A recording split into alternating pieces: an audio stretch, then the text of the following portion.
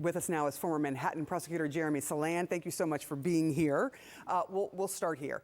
How strong is the case for a speedy trial? I mean, a defendant can ask for this. This is a normal course of things. It's not a strong case or not. It's a right. They have a right to ask for a speedy trial. But at the same time, the court can't impose a speedy trial on someone who does not want it. It's to protect the accused, not to force a trial within a certain period of time. And keep in mind, under Georgia law, if the person does not get that speedy trial, that can mean the case is gone, dismissed. So we're going to see this today for the first time. And there are 4 criminal cases against Donald Trump. This is the first time we're going to see any of it play out in a courtroom. I know it's about logistics and scheduling, which might seem pretty mundane, but are there any signs that we can glean from this? Anything we should look for as we see it for the first time? To a certain extent, it'll be a little bit of a teaser to the feature film, not everything that you will expect.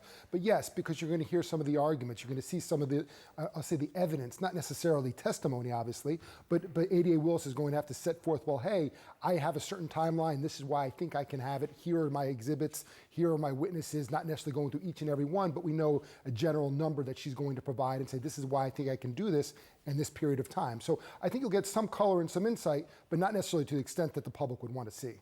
When it comes to something being televised, though, doesn't it change things a bit? You see that people will play to cameras. You know, sometimes the jury is sitting there and they're worrying because there's a lot of people who have been threatened in this case already. What are the difficulties here having this televised? Because we all want to watch it, the public wants to watch it, but there are some difficulties here. Well, I think there's some dramatic differences, and I think before we even discuss the difficulties, it's one thing for all of us to sit here and pontificate and say what we think is going to happen and what we believe should happen.